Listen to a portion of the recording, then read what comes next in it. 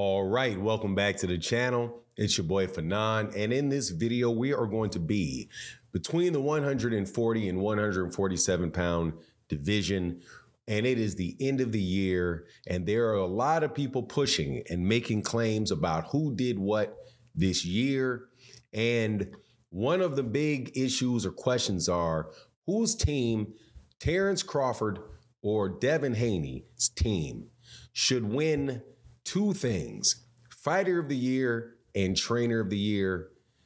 Brian McIntyre, who is the trainer for Terence Crawford, lets it be known, and I'm going to talk about that in this video.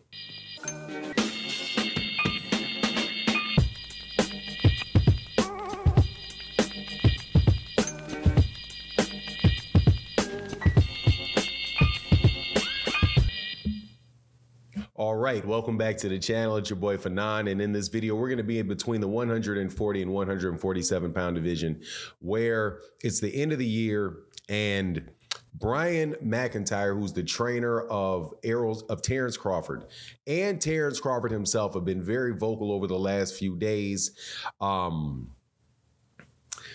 politicking for recognition for a couple of awards that would come from several different areas: Fighter of the Year and Trainer of the Year. And it was brought to my attention by several people that the leading candidate in that should not be Terence Crawford for Fighter of the Year, but specifically Brian McIntyre for Trainer of the Year, and that it really should be Devin Haney and Bill Haney, who are Trainer of the Year and Fighter of the Year. Now, before I get into the details, let me welcome you back to the channel. If you are new to the channel, please accept my invitation to hit the subscribe button, hit the bell icon so you can be notified of when we release more videos. And if you're a longtime subscriber and supporter of the channel, thank you guys so much for your support. And thank you so much, Arce Powell. Appreciate you, sir, for the support and the super thanks. Matty O, everybody else. It really is a great way to support content creators whose content you like. But let me get into this because it's an interesting conversation to have. It's the end of the year. We don't really have any more fights coming up in the foreseeable future. So people are talking about and looking back at the year that the year 2023, which is closing out. So the question is, Brian McIntyre is making a push and says, can we get Fighter and Trainer of the Year, please?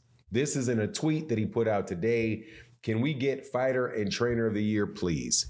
And responses to that have been mixed, but it ain't mixed over here. My opinion is that Brian McIntyre, Bomac, should absolutely positively be Trainer of the Year. And I do not really think that there is anybody else that I would put up there with Brian McIntyre off the two fights that I've seen him coach people to victories on. One was the fight with Terence Crawford and Errol Spence Jr. And I think that they very clear that team of trainers. And when you give Brian McIntyre Trainer of the Year, he's the head trainer. There's also two other trainers that are in the corner of Terence Crawford. But if one wins it, they all win it. It's when it's a team. I have no problem with that. But not only did Brian McIntyre win that fight, he also brought Chris Eubank to victory over Liam Smith in a fight where the original fight, Chris Eubank lost. And then he got changed trainers, came in there with Brian McIntyre, and Brian McIntyre led him to, I do believe that was a stoppage victory over Liam Smith. So, man, look, I don't think there's much doubt in my mind. The trainer for Monster Inoue only has Monster Inoue. Then you of course have people that are saying that Devin Haney should be or Bill Haney should be Trainer of the Year.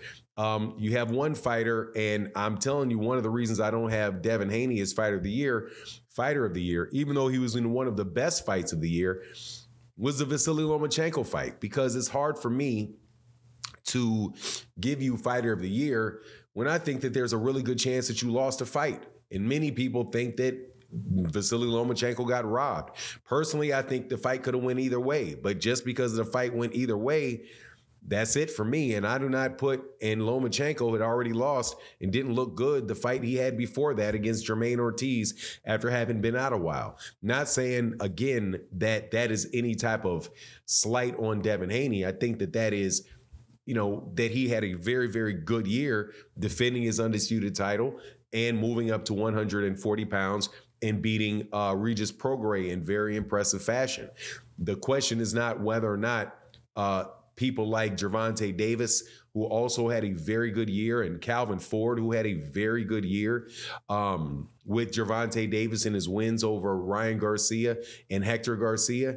That's not saying, if just because I say Brian McIntyre should win Trainer of the Year, that doesn't mean these other guys didn't have good years, or that Terence Crawford is Fighter of the Year, that doesn't mean that Monster Inoue or David Benavidez had good years.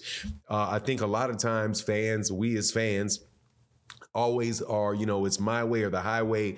It's either scorching hot or it's freezing cold. And the fact of the matter is that all of these guys had very good years. And they deserve a lot of credit for the year that they had. But, I mean, it's hard for me to say anybody that I can think of, he should be Trainer of the Year over Brian McIntyre or Fighter of the Year over Terence Crawford. The only person that I can really say I think, is a good argument for a good argument is Monster Inoue, who became undisputed at 122 pounds, but he didn't overcome the type of competition that Terence Crawford had in the Errol Spence Jr. fight. There wasn't as much on the line as there was with Errol Spence. So, I mean, for me, when Brian McIntyre says, can I get Fighter of the Year and Trainer of the Year? My answer is absolutely yes, you can. Now, I may have to do a little, cold Fighter of the Year, maybe with Monster Inoue. But even then, I don't think that that's fair to the magnitude of fight that Terence Crawford had with Errol Spence Jr. and his performance against Errol Spence Jr., who is, and Terence Crawford had pointed out, was a top 5 pound-for-pound fighter, and by many people's list, top 3 pound-for-pound fighter in the list that I have. So, look, man, big credit to him.